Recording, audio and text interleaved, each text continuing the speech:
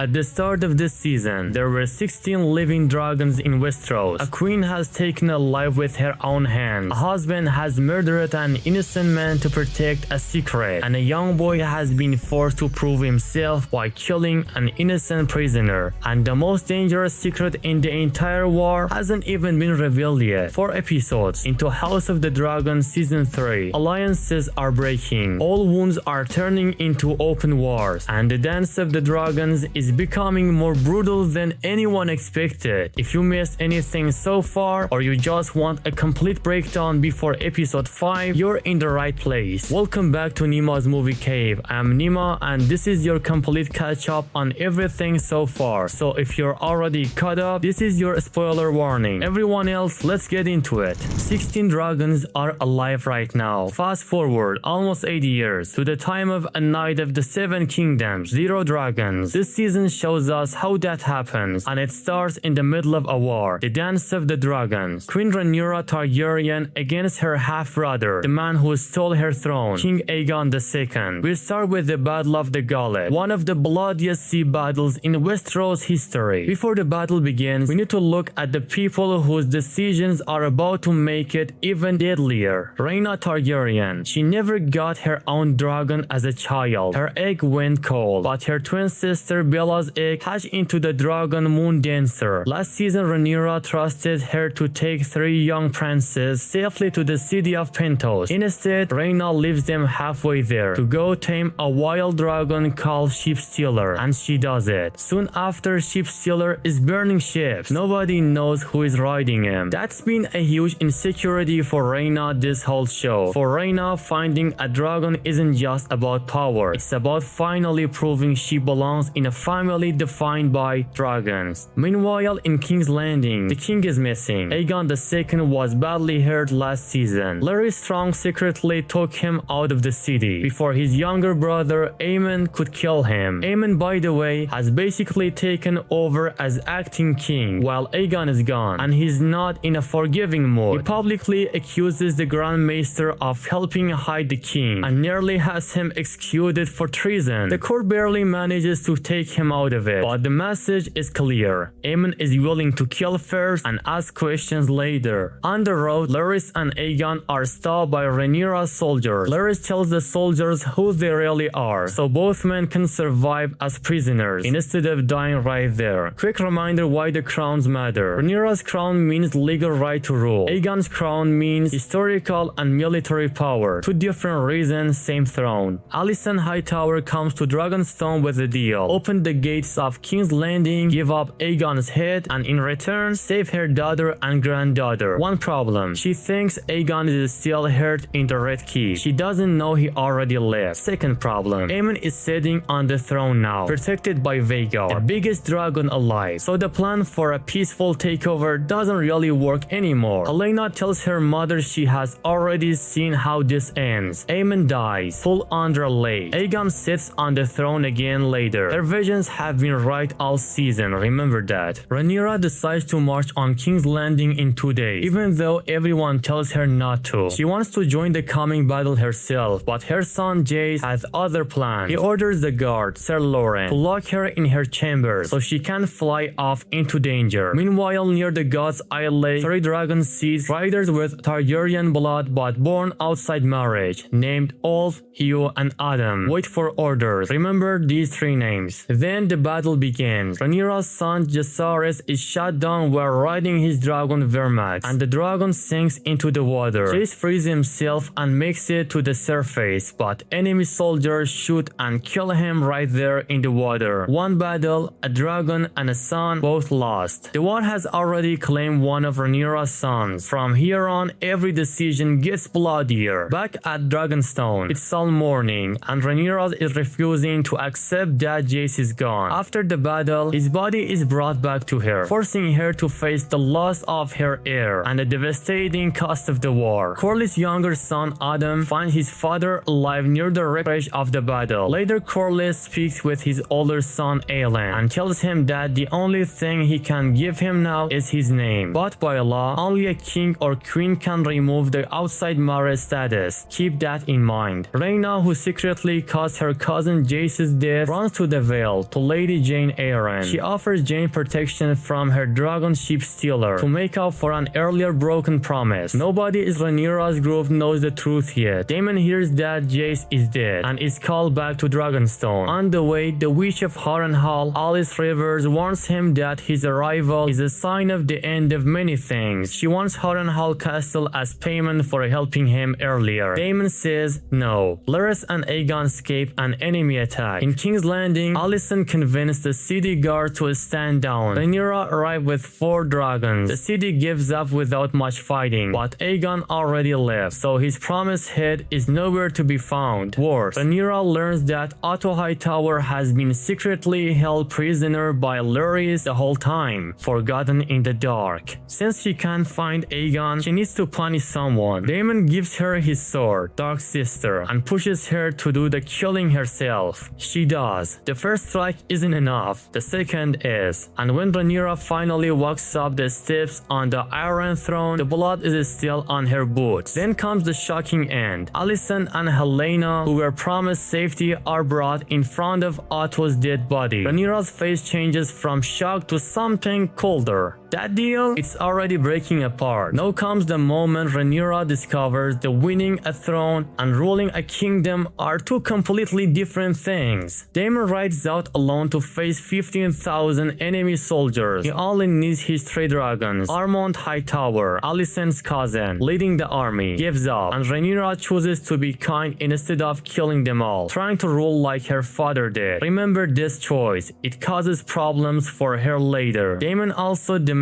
Daeron, Alicent's youngest son, who is now close to the throne. Ormond hands over a boy who says he's Daeron. Rhaenyra lets him live and plans to send him to the wall, but it's a trick. The real Daeron is still safely with Ormond, the man who has raised him since he was a baby. This becomes very important later. Back in King's Landing, the treasury is empty. There's not enough food, and the High Septon, the religious leader, won't officially bless Rhaenyra as queen because nobody has proven Aegon is really dead. This is a real problem for how people see her as ruler. The dragon seeds want real rewards for helping take the city. Rhaenyra only gives Ulf and Hugh small titles and simple houses, a reminder of their low place, not a real reward. Corlys asks her to officially recognize his 2 sons born outside marriage. She says no, because it would raise questions about her own children too. Corlys is angry and leaves her court. Rhaenyra still doesn't know who killed her son Jace. She sends Daemon to the well to collect payment from Lady Jane, and this sets up a meeting we haven't seen yet. Then comes news that Ormond did not keep his promise. He has taken the town of Tumbleton and is using its people as hostages. Rhaenyra can burn a town full of her own people. Her first big win just became her biggest problem. In Tumbleton, Ormond soldiers are living in people's homes, and Ormond openly asks if Rhaenyra's right to rule is anything more than having a dragon. Rhaenyra's small group of advisors is falling apart. No one in charge of money, no one in charge of law, and Corlys is gone. She can use dragons on Tumbleton without looking cruel, so she sends Lord Oscar Tully's army instead, about a week away. Ulf and Hugh are sent to watch the town. This mattered personally to Hugh, since his wife Cat ran there earlier. At Rook's Rest, Aegon and Larys, having escaped an enemy attack, first find the body of Aegon's dragon, Sunfire, lying completely still. He looks dead, but Aegon insists his dragon is still alive. Still, to save their own lives, they leave the dragon behind and make their way to the ruins of Rook's Rest, a castle badly damaged from the earlier battle fought there. Still hiding their identities, they settle among the wreckage just trying to survive. Even though he left Sunfire behind, Aegon still believes his dragon is out there alive, while everyone else thinks he's dead. At Harrenhal, Aemond had arrived earlier on Vhagar, claiming the castle for himself before Rhaenyra's forces could reach it. He executed Simon Strong, the man in charge of Harrenhal, after accusing him of disloyalty. During the chaos, Simon's son Alysandr attacked Aemond with a dagger and managed to wound him before he was killed. That's why Aemond is already injured when the witch Alice Rivers begins treating him at the castle. Meanwhile, Sir Criston Cole and Alicent's brother Gwaine choose to continue fighting through small hidden attacks instead of surrendering to Ormond. While Rhaenyra is dealing with a hostage crisis at Tumbleton, another secret is forming far from the capital, and it's a secret that could destroy the trust between her and Daemon. Daemon goes to the well to collect Rhaenyra's payment, and his dragon Craxus leads him to a hidden cave where Rhaenyra shows herself as Sheep Stealer's secret rider, the one who accidentally killed her cousin Jace. Daemon is forced to choose between his daughter and his queen. He chooses his daughter. To cover it up, he beheads a random shepherd, claims the body belongs to the mystery rider, and brings the head back to King's Landing as proof. Rhaenyra has no idea her own husband has just lied to her about the death of her son. Back in King's Landing, Alicent learns that Helena is pregnant, a new complication for the succession, and a storyline the show added that wasn't in the book. And then comes the episode's biggest shock. We learn Ormond's real plan. He doesn't want Aegon and Aemond on the throne. He has secretly raised the real Daeron to become king himself, loyal to House Hightower, not the Targaryens. To prove Daeron will obey him, he forces the boy to kill a prisoner, Cat's brother, with his own hands. Daeron, who was kind the whole time, is forced to kill in cold blood in front of the man who raised him. It's the darkest moment of the season so far, and it turns the war from a fight between two claimants into a struggle that could splinter the Targaryens